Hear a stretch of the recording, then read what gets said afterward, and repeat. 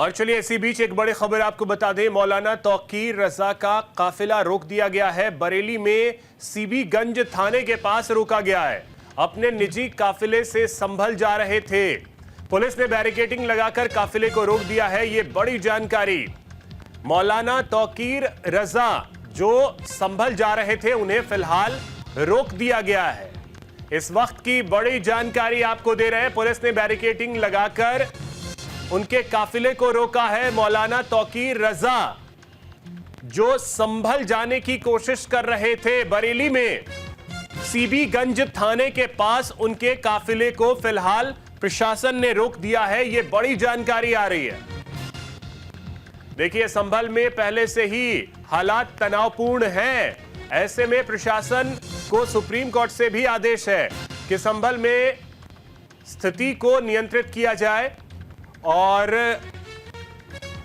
मौलाना तौकीर रजा जो अपने जहरीले बयानों के लिए भी जाने जाते हैं, वो संभल जाने की कोशिश कर रहे थे। उन्हें फिलहाल रोक दिया गया है।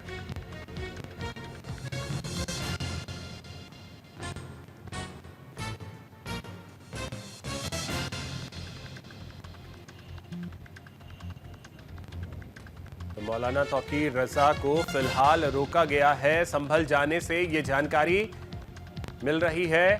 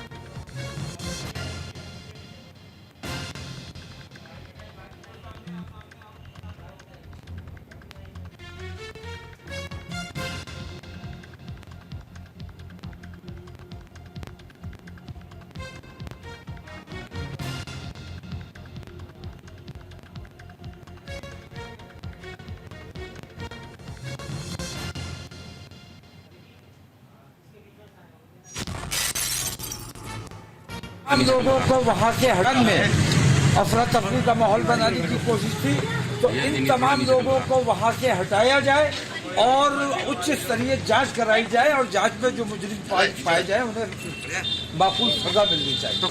साजिश इसमें बराह रास्त साजिश है। बराह रास्त उस जज पर दबाव बनाया गया है और मुनज़्ज़म साजिश ये सामने आई कि वो तमाम प्रशासन और पुलिस बिल्कुल अलर्ट बैठा हुआ था कि बस ऑर्डर आना है तो हाथ के हाथ ऑर्डर, हाथ के हाथ ऊपर कंप्लाइंस और सीधे मस्जिद में घुस जाना।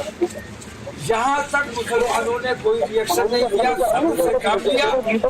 लेकिन दूसरा सर्वे जब इन्हें ये लगा कि मुसलमान रिएक्शन नहीं दे रहा है, हम दंगा कराने चाहते, दंगा कराने में नाकाम हो गए, तो दूसरे सर्वे के बहाने मस्जिद में घुसे, जूते पहन के घुसे और हिंदू आतंकवादी संगठनों को साथ लेकर गए और धार्मिक उन्मादी नारे लगवाते हुए गए और पत्थर अपने साथ लेके गए थे कि अगर मुसलमान पत्थर नहीं फेंकेगा तो हम मुसलमान पर पत्थर फेंकेंगे ताकि पुलिस को मुसलमानों पर गोली चलाने में आसानी हो जाए। इसी खबर पे अधिक जानकारी के साथ हमारे सहयोगी अरुण जायसवाल हमारे साथ जुड़ गए हैं। अरुण, सबसे पहले तो आपके पास आना चाहेंगे। जानकारी मिल रही है कि तौकीर रजा के काफिले को रोका गया है और हिरासत में लिया गया है। जी हाँ, देखिए, जैसे कि तौकीर रजा साहब ने कल एक कॉल की थी और कॉल करके ऐलान किया था कि मैं जुमे की नमाज अदा करने के बाद यहाँ से संभल निकलूंगा। और संभल निकलने की जो उनकी तैयारी थी वो कहीं ना कहीं शुरू हो चुकी थी और अपने निजी काफिले के साथ नमाज पढ़ने के बाद वो बरेली से संभल की तरफ रवाना हो चुके थे। और जैसे ही उनका काफिला बरेली से बाहर जाने लगा तो उसके बाद बरेली की सीमा पर सीबीगंज थाने पर बैरिकेडिंग, जो सड़क पर बैरिकेडिंग लगा दिए गए थे और बैरिकेडिंग लगाने के बाद मौलाना के काफिले को रोक दिया गया था। आप देख सकते हैं कि मेरे पीछे जो इस समय थाना है पूरी भीड़ लगी हुई है और मौलाना साहब जो इस समय है थाने के अंदर ही बैठे हुए हैं। अरुण, तो जब सुप्रीम कोर्ट ये मामला पहुंच चुका है, सुप्रीम कोर्ट ने चीजों को नियंत्रित करने के लिए प्रशासन को बोल दिया है, फिर तौकीर रजा को क्या सूझी कि वो संभल जाने की सोच रहे हैं? क्या जरूरत संभल जाने की? वहां जाके करेंगे क्या? देखिए तौकीर रजा का साफ तौर पे कहना है कि वहां पर जो लोग भी उस पत्थरबाजी में शामिल थे और जो लोग वहां पर मरे हैं उनको शहीदों का दर्जा दिलाने का काम जो मांग है वो इनकी तरफ से की जाए थी। और उन्होंने ये भी कहा है कि वो लोग जो मरे हैं उनको शहीद का दर्जा मैं दिलाऊंगा और उनके परिवार वालों की मदद करूंगा, आर्थिक मदद करूंगा, और जो जिन लोगों पर केस दर्ज हुए हैं उनके केस के लिए भी मैं मदद करूंगा। तो कहीं ना कहीं ये उनका एक अपना पर्सनल हो सकता है कि किस तरीके चलिए, किसी को न्याय दिलाने से पहले अपने जहरीले बोल हैं कम से कम उस पर लगाम लगा लें तौकीर रजा, तो बहुत काम करेगा। बहुत शुक्रिया अरुण आपका तमाम जानकारी के लिए।